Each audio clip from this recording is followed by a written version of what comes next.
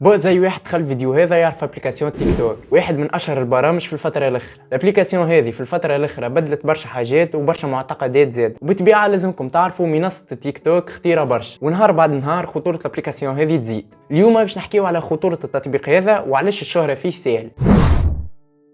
تيك توك بدا عام 2016 تحديدا شهر سبتمبر. تيك توك بدا بمقاطع قصيره منها سكتشات واغاني. كيفاش من مقطع مدته قصيره ينجم يفرهدك. وقتها كان قليل اللي يعرف التيك توك، خاطر التيك توك نعرف عند الاجانب قبلنا احنا. ومن الاول كان سهل برشا، واحد يصور روحه وهو قاعد يغني مع الغنية وهي تخت. ولكن الحاجه اللي تصدم انه العمليه البسيطه هذه تجيب لك مشاهدات وناس تحب. ومن بعد التيك توك بدا يتعرف عنا. في البدايه كان الموضوع نتاعو طبيعي، اشخاص وصناع محتوى كانوا يصنعوا مقاطع قصيره من سكتشات واغاني واي محتوى يجي في بالك. لكن من بعد بدات قصه اللايفوات والتحديات. باهي في التيك توك فما ميزه التحديات عبر البث المباشر، بحيث يتفاعل شخصين ولا مؤثرين مع بعضهم بدعم الجمهور. اللي يربح يحكم على الاخر، وبالطبيعه الخاسر لازم ينفذ الحكم. والدعم هذا يتمثل في فلوس بالرسم، هو ورد، هو سد، هو قلوب. تتصوروا لا سد بمليون. بدا النوع هذا من التحديات من الاول ممتع، اما توا ولا مهين وخايب على الاخر. تصوروا ولاو في تحدياتهم يهينوا رواحهم عبر الحكايه. هاي فارينا، هاو الاخر صب الزيت على روحه، الاخر مغاتي عيط انا سمكه انا سمكه، الاخرى تعيط انا طنجره انا طنجره. وهذا الكل على خاطر الفلوس.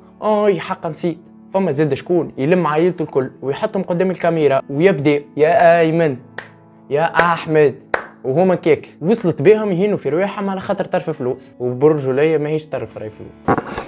What?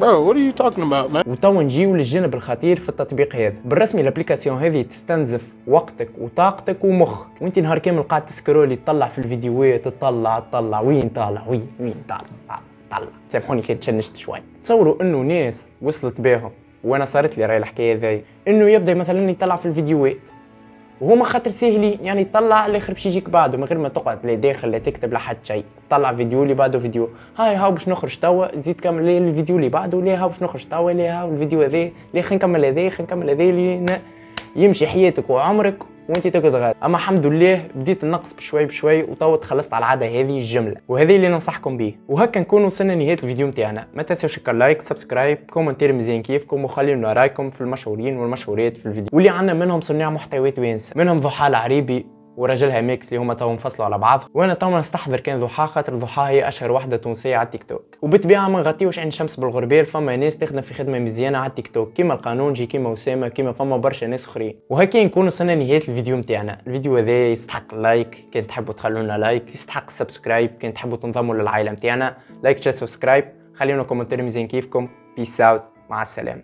يا السكة رفع زيتو ونومي، عندي طاقة وحاسيسي نطقوني، تعبتو ما كنتش غشاش ما